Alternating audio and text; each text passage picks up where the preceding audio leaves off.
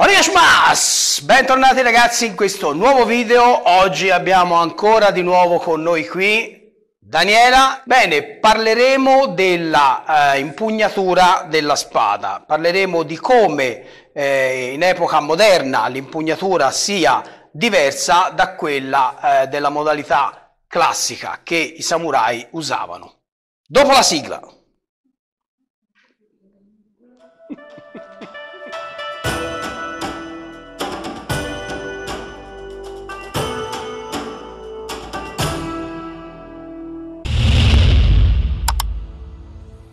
Bene ragazzi, allora di cosa stiamo parlando? Stiamo parlando di una cosa molto importante, dell'impugnatura della spada. Adesso noi abbiamo qui degli shinai, proveremo a fare poi un esercizio con gli shinai, ma su cosa vogliamo soffermarci? Sull'impugnatura della spada. Diciamo che l'impugnatura moderna di praticamente tutti i metodi di combattimento e di studio che ci sono oggi all'interno dei dojo delle scuole usano un'impugnatura, diciamo, come Daniela? Vediamo un po'. Un'impugnatura in questo modo qua, un'impugnatura con le mani distanziate. Questa impugnatura qua con le due mani distanziate. Diciamo che la maggior parte delle scuole, degli stili che oggi vengono studiati, lavorano praticamente tutti. Sì, puoi tornare Daniela. Lavorano tutti praticamente con questa impugnatura, ma come ho già detto nel video delle curiosità legate ai samurai, l'impugnatura moderna non è la stessa che i samurai nel periodo classico usavano.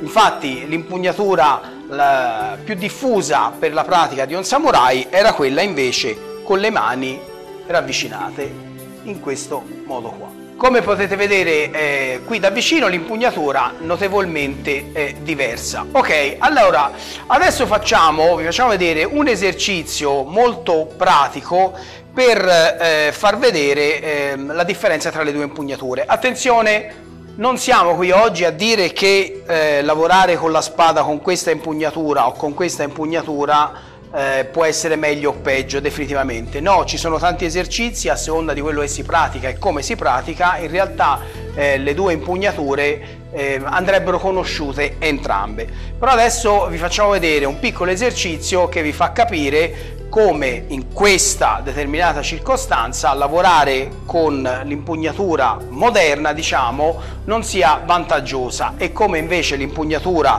classica del samurai poteva avere alcuni vantaggi. Ok, bene, da questa posizione l'esercizio è molto semplice. Io che devo simulare questo attacco tengo la spada, appunto come abbiamo detto, con l'impugnatura moderna. L'esercizio è molto semplice. Da questa posizione, cercando di non lasciare intravedere la tecnica, andrò a cercare di toccare la spada, lo shinai di Daniela, come se da questa posizione volessi attaccare verso la testa o verso il fianco. Quindi da questa posizione velocemente cercherò di andare a toccare la spada di Daniela. Daniela invece cosa farà? Cercherà appunto di vedere in anticipo, di vedere questo movimento e con i suoi riflessi cercherà naturalmente di abbassare la spada e di non farmela toccare.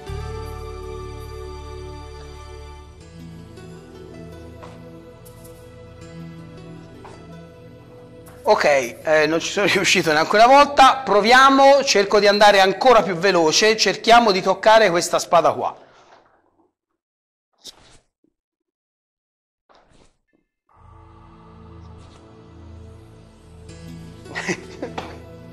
Ok, come vedete è un esercizio che sembra facile ma non è. Adesso però andiamo a fare lo stesso movimento e cambierò l'impugnatura andando a prendere la spada appunto con il metodo classico.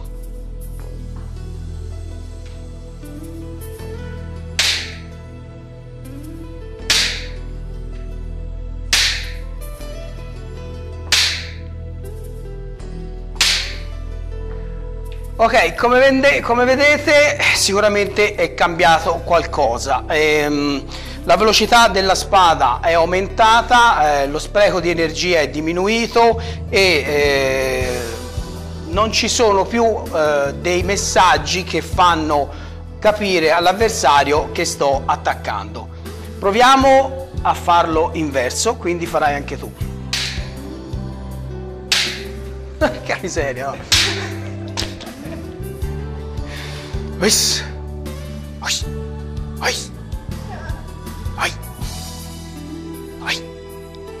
Ok, anche Daniela proverà a cambiare impugnatura e vediamo se l'esercizio cambia.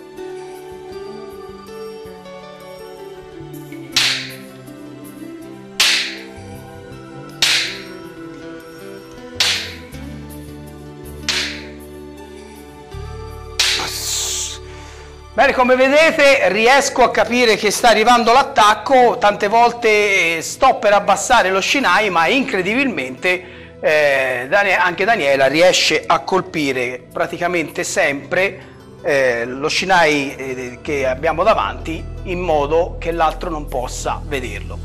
Bene ragazzi, come detto non stiamo dicendo che una posizione è meglio dell'altra, è una piccola curiosità, perché siamo abituati a vedere appunto per gran parte siamo abituati a vedere la spada impugnata in questo modo, mentre invece, come avete visto anche dalle immagini che vi faccio vedere, l'impugnatura del samurai era principalmente questa qua.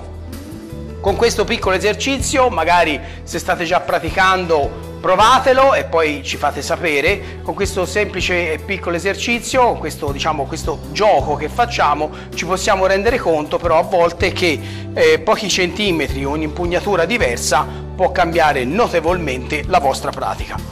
Bene ragazzi, per oggi è tutto, ringraziamo Daniela per essere stata qui con noi a fare questo video, naturalmente grazie a tutti quelli che si sono iscritti al canale, continuate a condividere i miei video, lasciate like, lasciate un commento perché io leggo e rispondo a tutti i vostri commenti.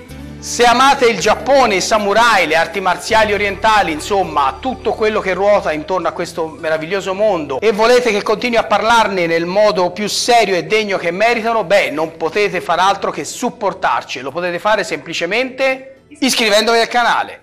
Ci vediamo al prossimo episodio. Domo arigato!